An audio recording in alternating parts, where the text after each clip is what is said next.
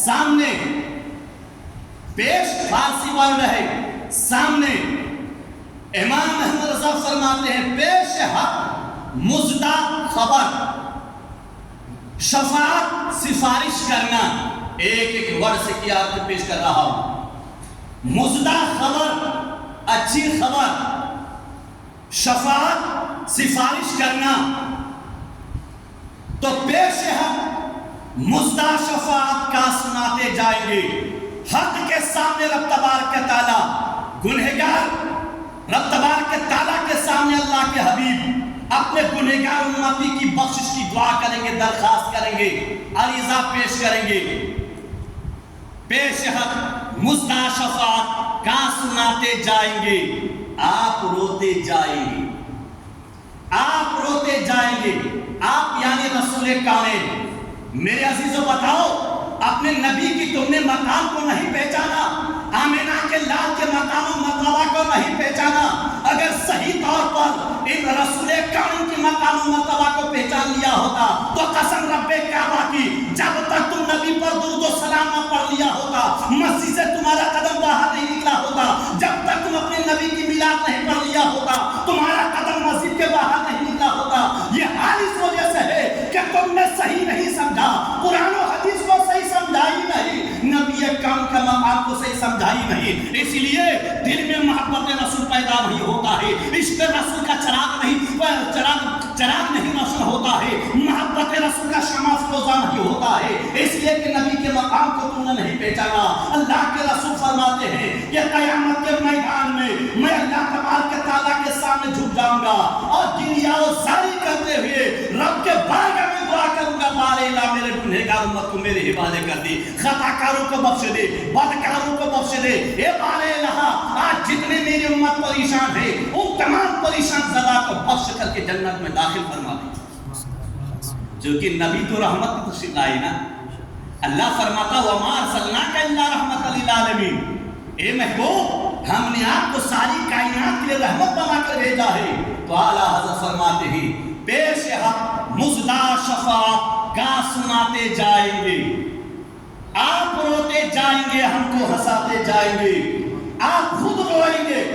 رو رو کر گریہ و زاری کر کے رب کی بارگاہ میں امت کی بخشش کی دعا کریں گے اور جب رب اپنے محبوب سے راضی ہو جائے گا راضی ہو کر فرمائے گا وَلَسَوْفَ يُعْطِيكَ رَبُّكَ فَتَرْضَىٰ اے محبوب جا ہم نے تیری گنہگار امت کو بخش دیا جب گنہگار امت کی حق میں بخشش کی دعا تبارک تعالیٰ اجازت دے دے گا بخشش کا تو گنہگار امت ہنستے ہوئے جنت میں داخل ہو جائیں گے خطاکار ہنس پڑیں گے گنہگار ہنسیں گے ان کے لبوں پہ مسکراہٹ جاری ہو جائیں گے گنہگار جب بخشش کا پروانہ پا جائیں گے خطاکاروں کے ہاتھ میں جب بخشش کا پروانہ آ جائے گا بدکاروں کے ہاتھ میں جب بخشش کا پروانہ آ جائے گا تو ہنستے ہوئے جنت میں فردوس کی جانب جائیں گے ہنستے ہوئے جنت میں داخل ہوں گے تو اعلیٰ حضرت فرماتے ہیں پیش حق مزدہ شفاعت کا سناتے جائیں گے آپ روتے جائیں گے ہم کو ہنساتے جائیں گے میرے آقا روئیں گے پیارے تم نے اوپر کی پڑھا ہے صرف سنا ہے صرف تم نے نبی کے مقام کو اوروں سے سنا غور نہیں کیا کہ نبی کا مقام کیا ہے اللہ کے حبیب کا مقام و مرتبہ کیا ہے اور امام عشق و محبت فرماتے ہیں دل نکل جانے کی چاہے آنکھ کن آنکھوں سے فرماتے ہیں کہ دل نکل جانے کی چاہے آہ کن آنکھوں سے وہ دل نکل جانے کی چاہے آہ کن آنکھوں سے وہ ہم سے پیاسوں کے لیے دریا بہاتے جائیں گے ہم سے پیاسوں کے لیے دریا بہاتے جائیں گے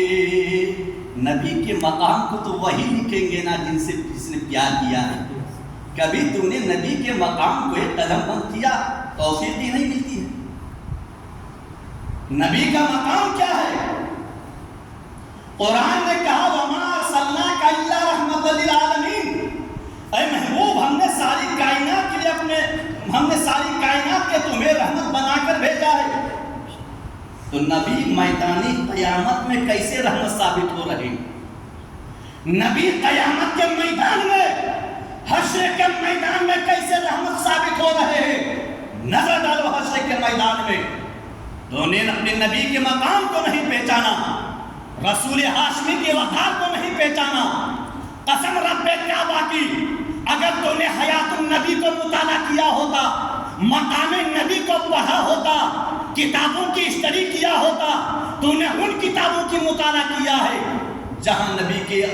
نبی کامل کے کمال کو بیان نہیں کیا ہے، نبی کی مجبوری کو بیان کیا گیا ہے۔ ان کتابوں کو تو نے نظر ثانی کیا ہے، ان کتابوں کو پڑھا ہے جہاں نبی نے بدر کے مقام پر پتھر کھایا ہے، اس کو بیان کیا ہے۔ لیکن تو نے ان کتابوں کو نہیں پڑھا کہ جب میرے نبی اپنے لعاب دہن کو خالی پانی میں ڈال دیتے ہیں تو پانی میٹھا ہو جاتا ہے۔ تو نے اس حدیث کو پیش نہیں کیا کہ امام الانبیاء جب پتھر پر قدم رکھ دیتے ہیں تو پتھر اپنے آپ پگھل کر نبی کے قدموں کی نشان اپنے اندر لے لیتے ہیں۔ تو نے اس حدیث کو نہیں پڑھا کہ رسول کامل جب ایک کٹورے پانی میں اپنے ہاتھ کو ڈال رکھ دیتے ہیں تو 1500 صحابہ پانی سے سیراب ہو جاتے ہیں۔ ان کو تو نے نہیں پڑھا پیارے، اگر پڑھا ہوتا، اگر مقام رسول کو معلوم کیا ہوتا تو تیرا قدم مسجد سے اس وقت باہر نہیں نکلا ہوگا جب تک کہ کھڑے ہو کر مدینہ منورہ کی جانب رک کر کے اپنے نبی پر سلام نے پڑھ لیا ہوگا۔ آج بھی اللہ تبارک کی طرف فتح دے گا، لیکن تمہارے قلوب میں نبی کی محبت نہیں ہے۔ تو نے بانٹ ڈالا امت کو، ریزہ ریزہ کر ڈالا امت کو۔ تو نے اپنے مفاد کے خاطر، انگریزوں کے ڈالر کے خاطر تو نے امت کو تقسیم کر دیا۔ اگر آج تک تمام نبی کے دیوانے ایک پلسام پر قائم رہے ہوتے تو نمرود اور قارون کے بازو میں طاقت نہیں تھی کہ وہ مسلمانوں پر حملہ کر دیا ہوتا۔ شداد میں دم نہیں، قارون میں طاقت نہیں تھی، حامان میں طاقت نہیں تھی کہ مسلمانوں پر حملہ کر دیا ہوتا اور مسلمانوں کو زیر کر دیا ہوتا۔ کیا وجہ ہے؟ اس وقت بھی مٹھی بھر مسلمان تھے جبکہ بھارت کے سرزمین پر میری خواجہ تشریف لائی تھی۔ عشق کی پیغام کو لے کر ہی 90 لاکھ کو جھکایا ہے قدم۔ تو نے بانٹ ڈالا، ریزہ ریزہ کر ڈالا، پھر تہمت لگاتے ہو شاکان نبی پر کہ ہم نے بانٹا، اپنے فائدے کے خاطر امت کو تقسیم کر دیا۔ آج بھی ہو جو ابراہیم سا ایمان پیدا، آگ کر سکتی ہے انداز گلستہ پیدا، آگ کر سکتی ہے انداز گلستہ پیدا۔ عزیزان ملت اسلامیہ، قیامت کا میدان کیا ہوگا؟ ہولناک اور تباہ کن ماحول ہوگا، ہر ایک حیران و پریشان ہوں گی۔ دل نکل جانے کی چاہے، دل بل نکل جانا، چلے جانا، جا جگہ کن آنکھوں سے؟ جب گنہگار حشر کے میدان میں پیاس سے تڑپیں گے، پانی کی تلاش میں پھریں گے۔ دیکھو نبی کہاں کام آتے ہیں، اللہ کے حبیب تمہارے لیے کہاں کہاں کام آ رہے ہیں۔ تو نے نبی کے مقام کو نہیں پہچانا، آؤ پہچانو، غور کرو اور عشق رسول کے پلفوں پہ قائم ہو کر زندگی گزارو۔ اگر نبی کے مقام کو صحیح پہچان لو گے تو تمہارا قدم مسجد سے باہر نہیں نکلے گا۔ میں ہر جمعہ بولتا ہوں کہ 5-10 منٹ باہر کھڑے ہو کے تمہیں کچھ نہیں ملتا ہے۔ اگر تم نے کھڑے ہو کر اپنے نبی پر سلام پڑھ لیا 5 منٹ تو صحیح مسلم شریف کی حدیث پاک ہے، میرے آقا فرماتے ہیں کسی مجھ پر جمعہ کے دن 80 بار درود و سلام پڑھ لے گا، رب تبارک و تعالیٰ اس کے 80 سال کے گناہوں کو بخش دے گا، بخش دے گا۔ کیا پڑھائے گی؟ کالا کالا اور فتوا دینے لگتے ہو۔ علم کے عین سے واقف رہی کہ عین کے کتنے معنی ہوتے ہیں، عین کتنے معنوں میں استعمال ہوتا ہے۔ اس لیے دلوں میں محبت رسول کا شمع جلاؤ۔ فرماتے دل نکل جانے کی چاہے، آہ کن آنکھوں سے وہ قیامت کا میدان ایسا ہولناک ہوگا کہ انسان کا دل نکل جائے گا، تڑپیں گے، دھوپ سے بلکیں گے، کوئی پسینہ میں ڈوب رہا ہوگا، گالوں میں اتنا بڑا گڈھا پڑ جائے گا اور اس میں پسینہ اس قدر جمع ہو جائے گا کہ کشتی ڈال دے تو چلنے لگے گا۔ تھوڑے سے سائے کے لیے تڑپیں گے، بھاگیں گے، لیکن کہیں سایہ نہیں ملے گا۔ ایسے عالم میں جب پیاس سے تڑپیں گے تو میرے آقا اپنے گنہگار امتوں کو اپنے ہاتھوں سے جام کوثر پلا کے پیاس بجھائیں گے۔ سبحان اللہ! کون پلائیں گے پانی اس دن؟ آب کوثر کون پلائے گا؟ کوثر کا جام کسے ملے گا؟ کوثر کا جام کسے پینا نصیب ہوگا؟ کون ہے جو حشر کے میدان میں گنہگار امت کو پانی پلائیں گے؟ کون وہ ویکتی ہے جو قیامت کے میدان میں گنہگار امتیوں کو اپنے ہاتھوں سے جام کوثر پلائیں گے؟ وہ اللہ کے محبوب، وہ امام الانبیاء ہی تو ہیں جو اپنے ہاتھوں سے جام کوثر پلائیں گے۔ وہ تمام نبیوں کے سردار ہی تو ہوں گے جو اپنے ہاتھوں سے آب کوثر پلا کر اپنے گنہگار امتیوں کے پیاس کو بجھائیں گے۔ وہ تمام نبیوں کے سردار ہی تو ہوں گے جو قیامت کے میدان میں اپنے ہاتھوں سے جنتی پانی اپنے گنہگار امتوں کو پلا کر ان کی پیاس کو بجھائیں گے۔ کون ہے تو جو قیامت کے میدان میں تمہاری پیاس کو بجھائیں گے، جو حشر کے میدان میں تمہیں جام کوثر پلائیں گے، جو حشر کے میدان میں تمہیں آب کوثر پلائیں گے، جو قیامت کے میدان میں اپنے نبوت والے ہاتھوں سے، نرم نرم ہاتھوں سے اپنے گنہگار امتوں کو جنتی پانی پلا کر پیاس بجھائیں گے۔ اسی نبی سے بغاوت، اسی نبی کامل پر صلاۃ و سلام پڑھنے سے بھاگتے ہو، اسی نبی کی میلاد پڑھنے سے گریز کرتے ہو۔ آؤ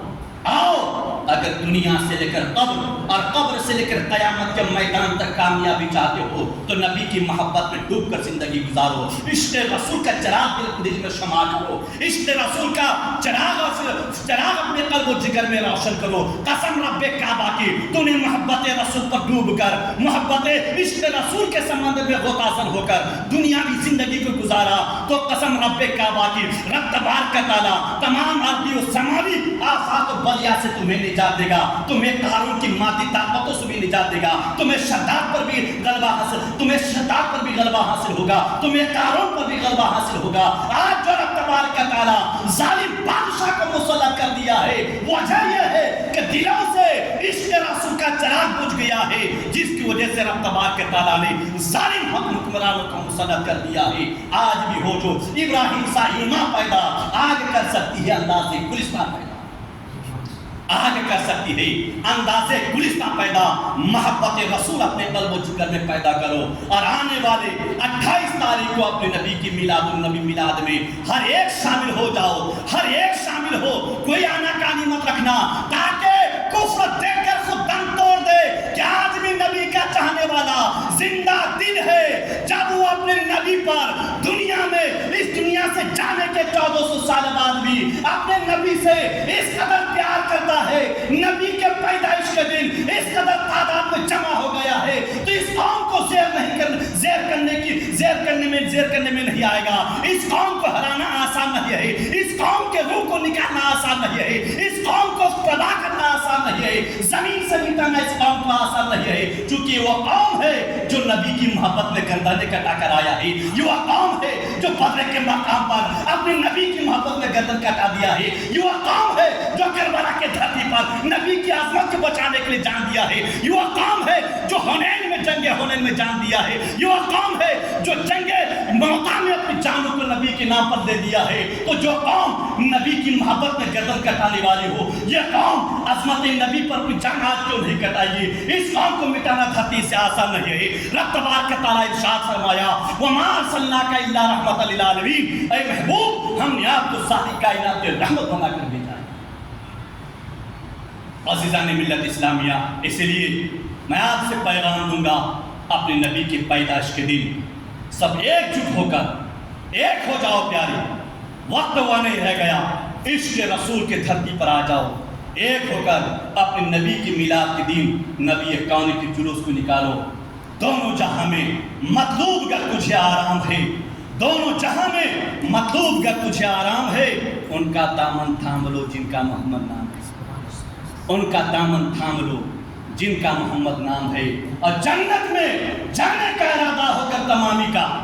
جنت میں جانے کا ارادہ ہو کر تمامی کا، تو گلے میں ڈال لو پٹا محمد کی غلامی کا، تو گلے میں ڈال لو پٹا محمد کی غلامی کا۔ وآخر دعوانا ان الحمدللہ رب العالمین۔ السلام علیکم جو حضرات سنت